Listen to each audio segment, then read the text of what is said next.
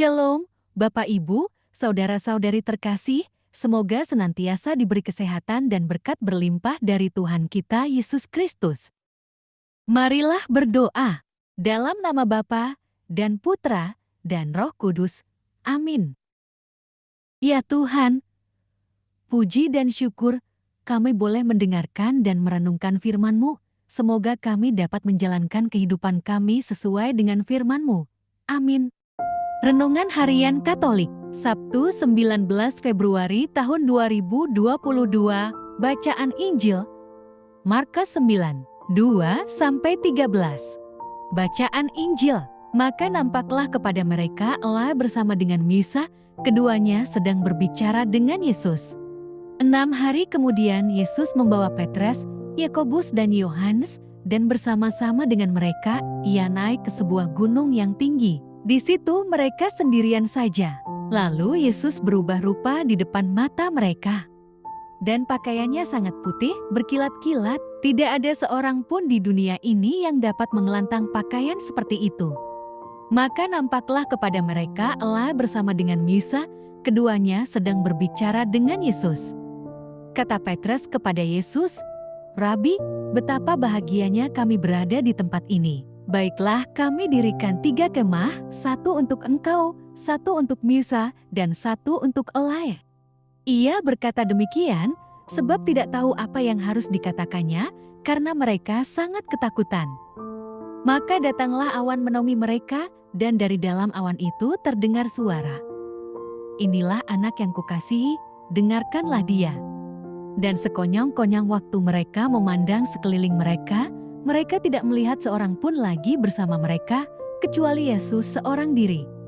Pada waktu mereka turun dari gunung itu, Yesus berpesan kepada mereka, supaya mereka jangan menceritakan kepada seorang pun apa yang telah mereka lihat itu, sebelum Anak Manusia bangkit dari antara orang mati. Mereka memegang pesan tadi, sambil mempersoalkan di antara mereka, apa yang dimaksud dengan bangkit dari antara orang mati. Lalu mereka bertanya kepadanya, "Mengapa ahli-ahli Taurat berkata bahwa Elia harus datang dahulu?" Jawab Yesus, "Memang Elia akan datang dahulu dan memulihkan segala sesuatu. Hanya bagaimanakah dengan yang ada tertulis mengenai Anak Manusia, bahwa ia akan banyak menderita dan akan dihinakan? Tetapi aku berkata kepadamu, memang Elia sudah datang dan orang memperlakukan dia menurut kehendak mereka, sesuai dengan yang ada tertulis tentang dia." Demikianlah sabda Tuhan. Syukur kepada Allah. Renungan Injil, dengarkanlah dia. Transfigurasi atau peristiwa Yesus dimuliakan di gunung, bertemu dengan Musa dan Elia dalam kemuliaan, terjadi pada saat menentukan dalam karya Yesus. Ia tahu bahwa para pemuka Yahudi berniat membinasakannya sementara banyak orang tidak mengetahuinya. Di sisi lain, para murid mengakui dia sebagai Mesias, namun dengan pemahaman kemesiasan yang tidak tepat. 6 hari setelah pemberitahuan pertama tentang penderitaannya, Yesus mengajak Petrus, Yakobus, dan Yohanes naik ke sebuah gunung yang tinggi. Di depan ketiga murid itu, Yesus berubah rupa dan pakaiannya sangat berkilat-kilat. Bersama Yesus tampak Musa dan Elia. Keduanya berbicara dengan Yesus. Petrus sangat bahagia melihat hal itu dan berniat membuat kemah bagi Yesus, Musa dan Elia. Ia seolah mau berkata begini, "Keadaan mulia ini cocok dengan harapan kami akan Mesias. Biarlah kami membuat hal ini abadi dengan membuat kemah bagi mereka." Dengan demikian, Petrus masih belum bisa menangkap makna kemesiasan Yesus. Markus menyebut tindakan Petrus itu sebagai ketidaktahuan.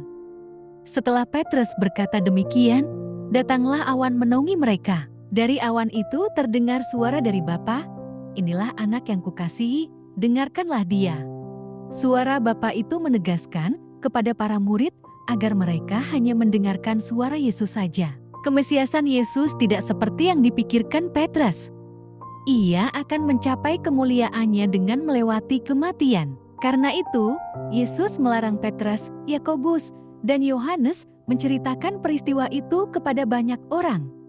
Tujuannya adalah supaya banyak orang hanya mendengarkan suara Yesus, bukan suara Petrus, Yakobus, dan Yohanes yang belum mengerti maksud kemesiasannya.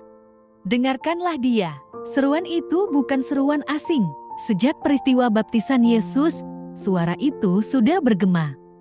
Sebab banyak orang yang masih mendengar suaranya sendiri dan bukan suara Yesus. Sudahkah Anda mendengarkan suaranya? Demikianlah Injil Tuhan, terpujilah Kristus. Allah Bapa sumber pengharapan, Engkau telah mengikat perjanjian dengan semua orang melalui Yesus yang terurapi. Semoga kami selalu berpegang teguh pada Dia dan berkembang menjadi umat yang patuh setia. Dalam nama Bapa, Putra, dan Roh Kudus. Amin.